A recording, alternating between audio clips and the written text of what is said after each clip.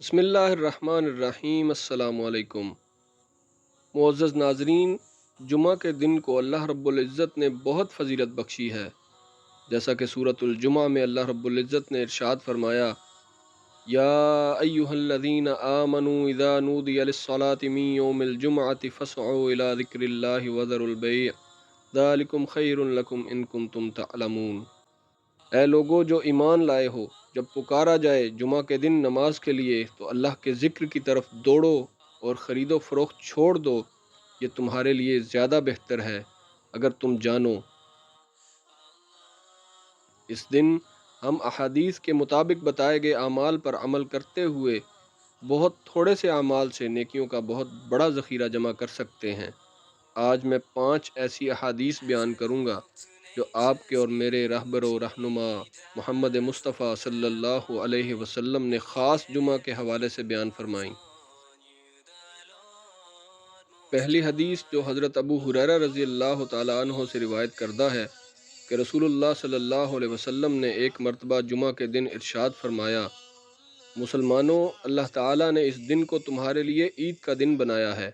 لہٰذا اس دن غسل کیا کرو اور مسواک کا اہتمام کیا کرو۔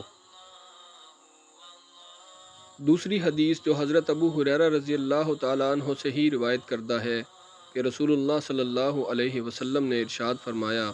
کہ جمعہ کے دن فرشتے مسجد کے دروازے پر کھڑے ہو جاتے ہیں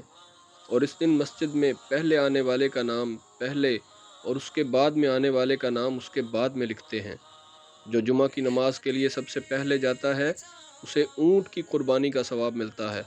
اور اس کے بعد آنے والے کو گائے کی قربانی کا ثواب ملتا ہے، اس کے بعد میں آنے والے کو مینڈھا قربان کرنے کا ثواب، اور اس کے بعد میں آنے والے کو مرغی کی قربانی کا ثواب، اور اس کے بعد میں آنے والے کو انڈا صدقہ کرنے کا ثواب ملتا ہے۔ پھر جب امام خطبہ دینے آتا ہے تو فرشتے امام کی طرف متوجہ ہو جاتے ہیں اور رجسٹر بند کر دیتے ہیں جس پر آنے والوں کے نام لکھے جا رہے ہوتے ہیں۔ یعنی جمعہ کے دن تاخیر سے جانے والے اس دن کے خاص ثواب سے محروم ہو جاتے ہیں۔ تیسری حدیث کے راوی حضرت اوس رضی اللہ تعالیٰ عنہ ہیں۔ وہ فرماتے ہیں کہ میں نے رسول اللہ صلی اللہ علیہ وسلم کو ارشاد فرماتے ہوئے سنا، جو شخص جمعہ کے دن خوب اچھی طرح غسل کرتا ہے، پھر بہت سویرے یعنی بہت جلدی مسجد جاتا ہے، پیدل چل کر جاتا ہے، کسی سواری پر سوار نہیں ہوتا، امام کے قریب ہو کر بیٹھتا ہے اور توجہ سے خطبہ سنتا ہے اور اس دوران کوئی بات نہیں کرتا، تو وہ جمعے کے لیے جتنے قدم چل کر آیا اسے ہر قدم کے بدلے 1 سال کے روزوں کا ثواب اور 1 سال کی راتوں کی عبادت کا ثواب ملتا ہے۔ سبحان اللہ۔ پیارے آقا صلی اللہ علیہ وسلم نے یہ بھی ارشاد فرمایا کہ جمعہ کے دن کی ایک گھڑی ایسی ہوتی ہے کہ مسلمان بندہ اس میں اللہ سے جو مانگتا ہے اللہ تعالیٰ اس کو ضرور عطا فرما دیتے ہیں، اور وہ گھڑی عصر کے بعد کی ہوتی ہے۔ جمعہ کے فضائل کے اعتبار سے 5ویں حدیث جو کہ حضرت ابو سعید خدری رضی اللہ تعالیٰ عنہ سے روایت ہے، رسول اللہ صلی اللہ علیہ وسلم نے ارشاد فرمایا کہ جس شخص نے جمعہ کے دن سورہ کہف کی تلاوت کی تو یہ اس کے لیے 2 جمعوں کے درمیان نور کے ساتھ چمکتی رہے گی۔ معزز سامعین، جمعہ کے روز کے چند ایک اعمال